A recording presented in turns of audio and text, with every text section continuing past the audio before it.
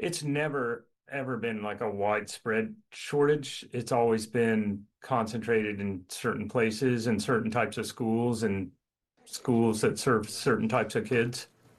Pennsylvania awarded 65% fewer new teaching certificates this year than it did a decade ago, and some local school districts are feeling the effects. Tonight, we begin a week-long back-to-school series of reports from our KDKA Investigates team. We're starting with the huge issue for a lot of schools: not enough teachers. KDKA investigator Meghan Schiller joins us live now to show us how one district says extra help is so hard to come by, they're now training their own emergency substitutes. Meghan. Well, Christine, leaders on the front line of this shortage say we need to act fast in order to fill any teacher opening or support staff opening. And a lot of districts have to get creative with recruitment.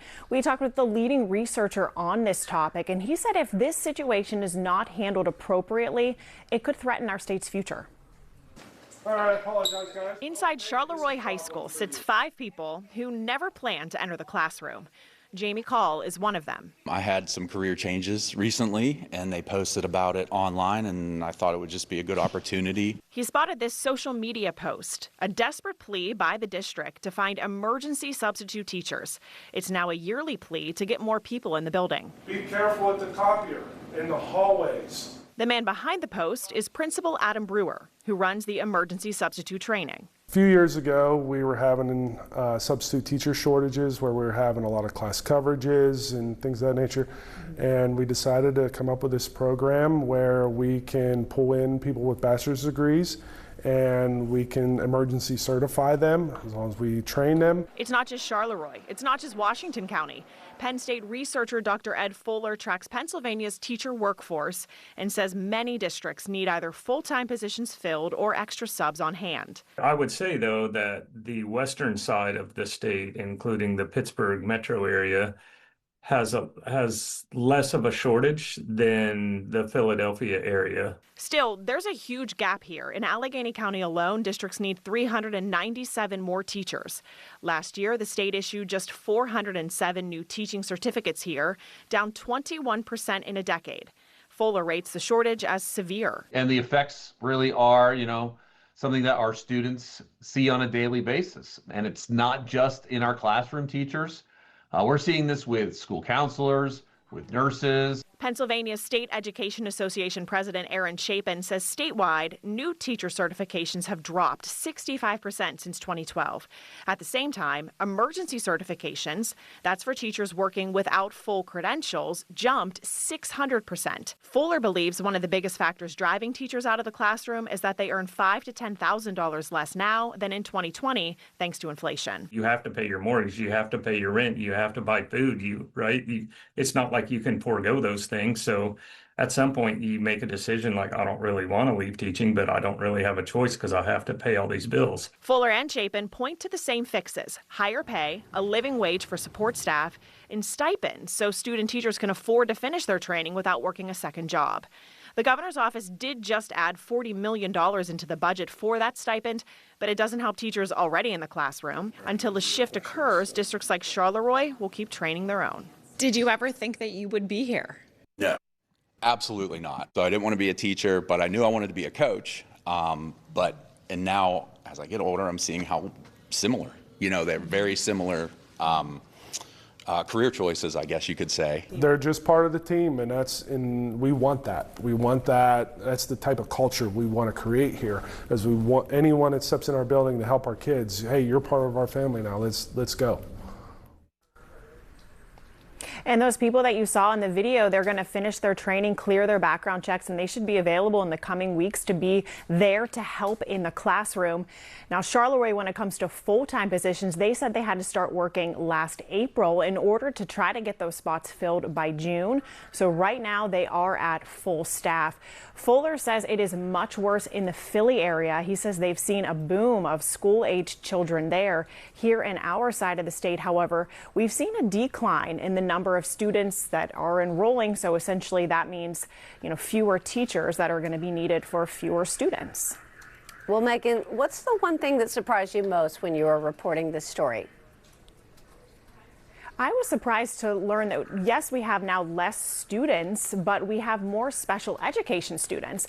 And so that means that the shortage for special education teachers is the worst it's ever been. That is the highest number of teachers that are needed in Pennsylvania, special education teachers. So we're going to talk about why that is and why people are really now trying to advocate for students that they say are our most vulnerable population. Back to you guys. All right, look forward to your continued reporting here coming up at 6.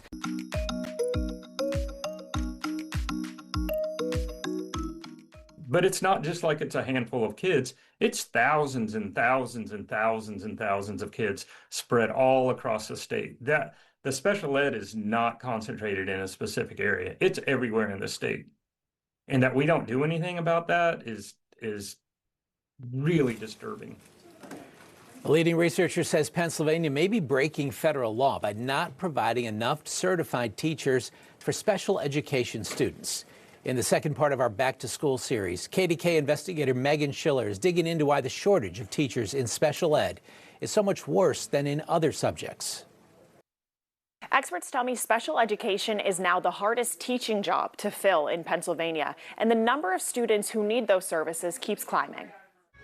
They're like happy, Smiling and thriving. The goal is independence at the Western Pennsylvania School for Blind Children. Their goal is to help individuals who are blind and visually impaired to be as independent as possible, to access their education, access their world around them, travel safely. Dr. Rebecca Renshaw started here 27 years ago as a teacher. She says even then, special education teachers were hard to find. There was a taco shortage 27 years ago, but it's definitely gotten worse. And the need is growing. Dr. Renshaw says premature babies are being born earlier and surviving. And oftentimes with premature births come visual impairments, and so we are seeing an increase in number of students that need visual impairment services. This year, her school will employ 39 classroom special education teachers serving 225 students on campus in Oakland and 15 outreach teachers serving 300 students in nearby public schools. We are almost fully staffed. We're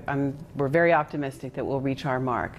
But you have to get creative. Renshaw's school is highly specialized, but Penn State researcher Dr. Ed Fuller says the same shortage is hitting special education classrooms everywhere. That is a shortage all over the state. You ask any superintendent, can you find enough special ed teachers? They will tell you absolutely not. Can't do it. Fuller says special ed and English as a second language teaching are the hardest jobs to fill because both require specialty training, and special ed enrollment is surging. We've had really a dramatic increase in the number of special ed students over the last decade. Fuller's recent data shows Pennsylvania with about 1,660 teacher vacancies, and he says roughly half of them are in special education.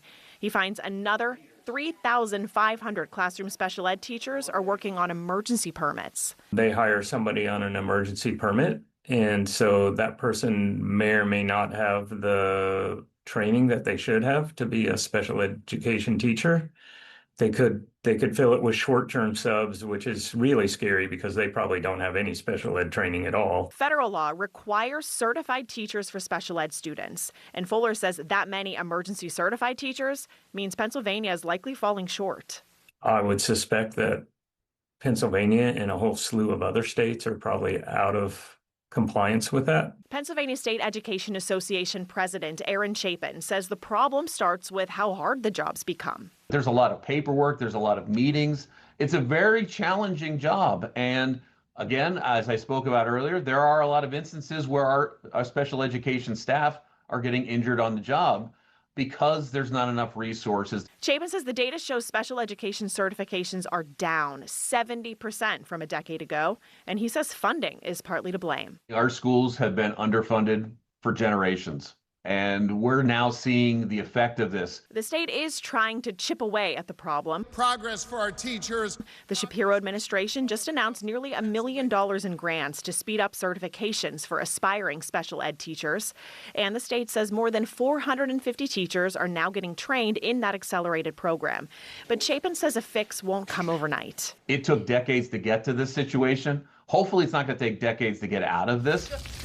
At the Western Pennsylvania School for Blind Children, Dr. Renshaw says the pressure doesn't let up. We're lucky here. We don't have high turnover rate when it comes to teachers.